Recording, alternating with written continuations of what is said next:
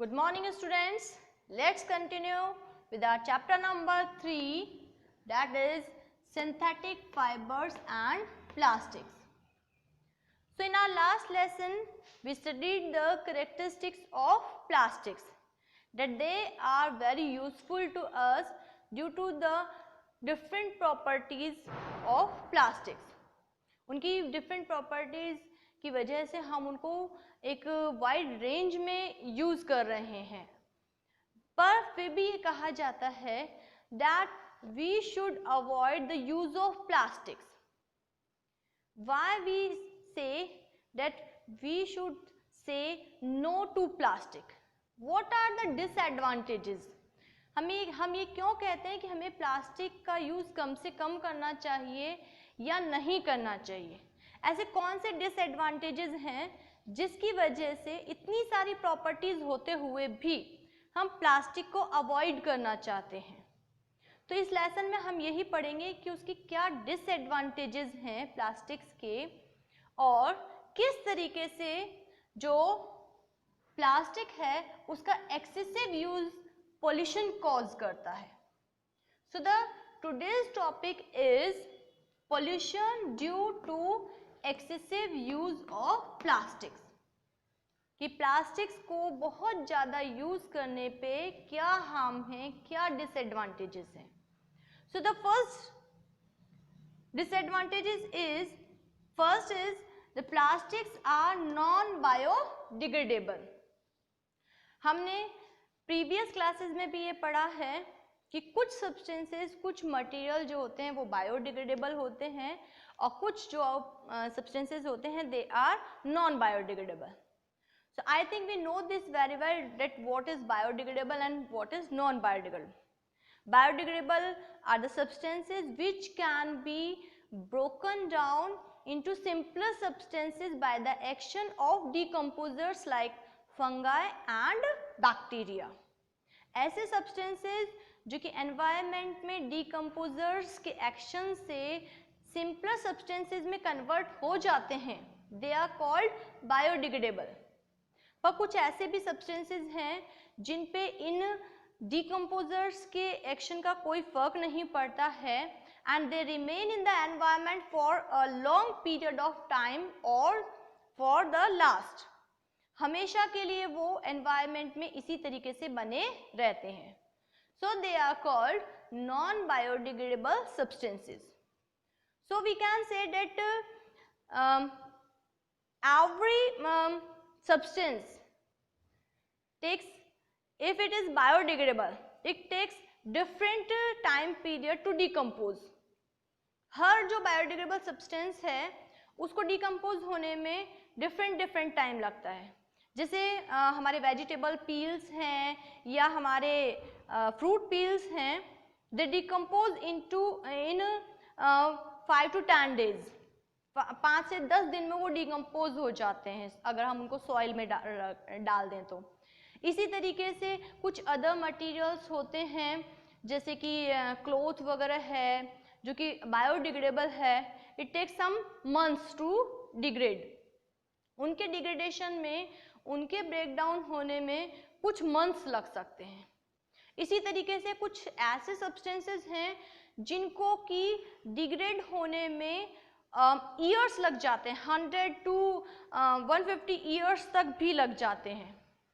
पर प्लास्टिक एक ऐसा सब्सटेंस है जो कि डिकम्पोज होता ही नहीं है और वो सिंपलर सब्सटेंस में कन्वर्ट ही नहीं होता है. इसका मतलब है अगर हमने इसको थ्रो किया है और वो कहीं पे रखा पड़ा है तो उसके धीरे धीरे ढेर बनते जाएंगे, क्योंकि वो कभी भी डिकम्पोज नहीं होगा और हर जगह एनवायरनमेंट में हमें उसी के प्लास्टिक के ही ढेर नजर आएंगे, जिसकी वजह से बहुत सारे हार्मफुल इफेक्ट्स हम पर हो सकते हैं, जिसकी वजह से हमें बहुत सारी प्रॉब्लम्स फेस करनी पड़ सकती है. So the plastics are non biodegradable, that is very harmful for all the organism.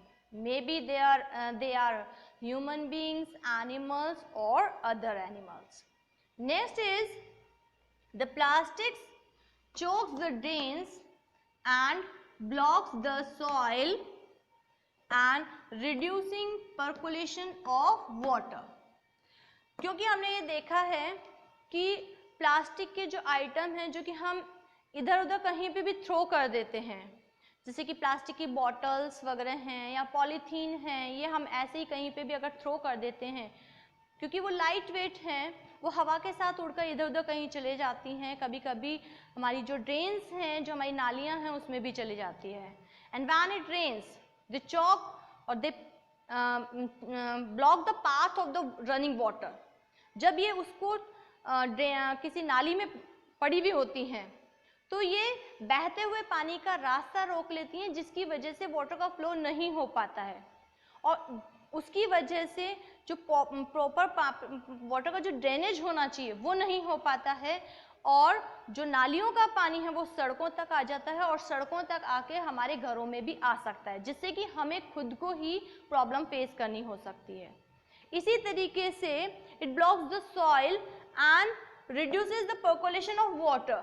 अगर हमने प्लास्टिक्स को इसी तरीके से कहीं पे भी थ्रो कर दिया है और वो सॉइल पे पड़ी हैं, तो क्योंकि ये वाटर प्रूफ होती हैं, they do not allow the rain water to percolate और द सीपेज और the filtration of water in the soil. वो रेन वाटर को सॉइल में अंदर फिल्टर नहीं होने देती हैं, इसलिए धीरे धीरे जो हमारा ग्राउंड वाटर है उसका लेवल कम होता जा रहा है, क्योंकि ये जो प्लास्टिक है, क्योंकि वो वाटर प्रूफ होता है, वो वाटर के पर्कोलेशन को रोक लेता है और धीरे धीरे वाटर का लेवल जो है वो कम होता जा रहा है। नेक्स्ट है, it is dangerous for animals when eaten. हम जनरली क्या करते हैं, हमारे घर में जो भी गार्बेज है या हमारे किचन का जो भी वेस्ट है, जैसे कि वेजिटेबल पील्स हैं या फ्रूट पील्स हैं या अदर कोई वेस्ट है जो कि ईटेबल है, उसको भी हम प्लास्टिक के पॉलीथीन में टाई करके और फिर थ्रो करते हैं और कहीं पे भी डंप कर देते हैं।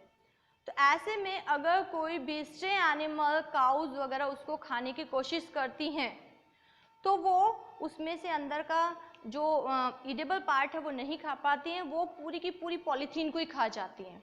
इस तरीके से जो पॉलीथीन है वो धीरे धीरे उनके जो एब्डोमेन है, जो उनका एलिमेंट्री कैनाल है, उसमें धीरे धीरे जमा होती जाती हैं। साथ ही साथ ये जो पॉलीथीन है उनकी रेस्पिरेटरी ट्रैक्ट जो है उसमें भी प्रॉब्लम्स क्रिएट करती हैं और जब वो एलिमेंट्री कैनाल में जमा होती जाती हैं उससे उनकी डेथ तक हो जाती है। So these plastics are very dangerous for these animals. तो हमें कोशिश ये करनी चाहिए कि हमारा जो भी गार्बेज वगैरह है उसको हमें पॉलीथीन में, अगर वो ईडेबल कुछ फेंक रहे हैं तो उसे हमें पॉलीथीन में पैक करके नहीं फेंकना चाहिए और प्रॉपर प्लेस पर ही डंप करना चाहिए। नेक्स्ट है हमारा, dyes of recycled plastics lead to cancer. हमने ये पता होना चाहिए कि जब कुछ प्लास्टिक्स को रिसाइकल किया जाता है तो उनको डिज़ायरेबल कलर देने के लिए उसमें कुछ डाइज मिलाई जाती है, पर जो ये डाइज उन प्लास्टिक्स में मिलाई जाती है वो बहुत ही हार्मफुल होती है। अगर इस रिसाइकल प्लास्टिक में अगर हमने कोई फूड आइटम रखा है तो वो हमारे लिए बहुत, और वो फूड आइटम अगर हम खा रहे हैं तो वो हमारे लिए बहुत हार्मफुल होता है और कैंसरजेनिक होता है। इसलिए रिसाइकल प्लास्टिक के जो डाइज होते हैं वो हमारे लिए बहुत ही हार्मफुल होते हैं क्योंकि वो कैंसरजेनिक हो सकते हैं। नेक्स्ट है हमारा, burning of plastic causes air pollution. अगर हम इन प्लास्टिक्स को बर्न करते हैं तो ये फर्स्ट तो ये है कि ये कंप्लीटली बर्न नहीं होते हैं, और अगर ये कंप्लीटली बर्न नहीं होते हैं तो बाद में इनके बर्न होने के बाद में एक बहुत ज़्यादा अनबर्न्ड रेजिड्यू यानी कि वेस्ट बचा रहता है। सेकंड ये है कि जब ये बर्न होते हैं दे produces a lots of smoke and harmful gases. जब ये बर्न होते हैं तो बहुत ज़्यादा स्मोक प्रोड्यूस करते हैं, साथ ही साथ इनसे बहुत ज़्यादा पॉइजनस गैसेस निकलती हैं जो कि पूरे एनवायरनमेंट को पोल्यूट कर देती हैं, जो कि सभी जो भी ऑर्गेनिज्म हैं जो कि उसमें ब्रीथ कर रहे हैं, चाहे वो ह्यूमन बींग्स हैं चाहे एनिमल्स हैं, सबके लिए बहुत ही हार्मफुल होते हैं. So we can see that there are some useful things with plastics, means there are some advantages of plastics, but there are some disadvantages of plastics. So we try to avoid the uses of plastic. So in this chapter, in this lesson, we studied the pollution due to excessive use of plastic. That's why we avoid the use of plastic. इन्हीं सभी disadvantages की वजह से हम plastic के use को आज avoid करने की कोशिश करते हैं. So that's all for the day. Thank you and have a nice day.